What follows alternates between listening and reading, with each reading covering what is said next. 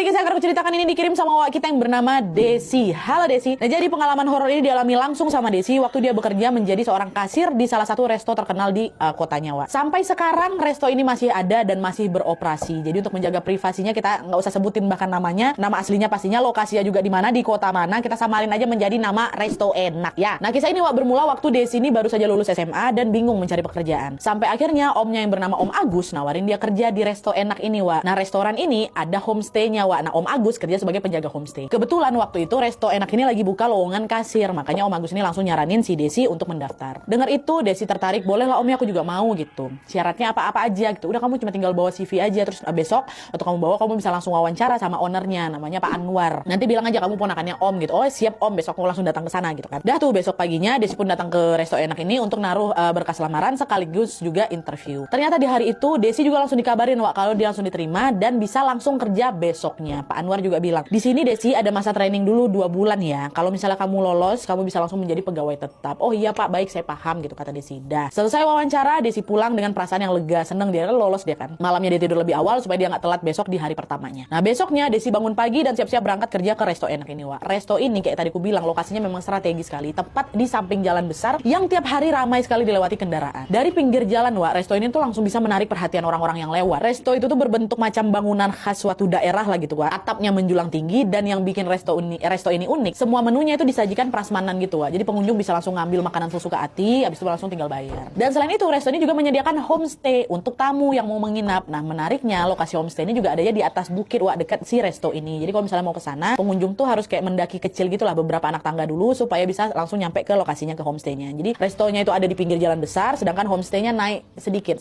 lebih tinggi di atas restonya. Kebayang ya? Nah, karena homestaynya ini terbilang nyaman dan juga makanan restonya enak-enak, Wak, tempat itu pun nggak pernah sepi katanya. Kata Desi, setiap weekend tamu dari luar kota itu sampai ngantri loh, cuma untuk makan atau nginep di Resto Enak ini aja. Makanya Desi pun betul-betul semangat kali ini untuk mulai kerja di situ. Hari pertama Desi kerja bertepatan dengan hari Minggu, Wak. Hari Minggu weekend. Jadi sejak awal dia udah disambut riuhnya resto yang penuh. Cuman untungnya sebagai seorang kasir, Desi bisa cepat nangkap lah gitu alur kerja dari arahan teman-teman lamanya. Mulai dari urutan input pesanan, nyocokin nota dengan meja, sampai koordinasi sama dapur, Desi udah lumayan paham. Dan dia juga cepat akrab tuh, Wak, sama tim-tim lain. Ada yang tugas masak, ada penyaji minuman, dan juga yang bersih-bersih homestay, dan ada juga yang jaga malam macam tadi itulah omnya Om Agus ya kan. Tapi di hari pertama itu pula Nadia, aku udah ngerasa ada yang ganjil di sana. Dimana aku tuh ngerasa kalau hawa di dalam resto tuh kok macam berat kali, khususnya di area dapur sama tangga menuju homestay. Kadang Desi tuh ngerasa kayak ada yang ngeliatin dia gitu, Wak. Cuman waktu dilihat gak ada orang, gak ada siapa-siapa. Awalnya Desi masih berusaha untuk positif thinking, itu cuma perasaan aku aja kali gitu ya. Sayangnya semua itu bukan cuma sekedar firasat, Wak, tapi itu adalah pertanda bahwa ada yang gak beres di tempat itu. Dah di malam harinya nih, masih di hari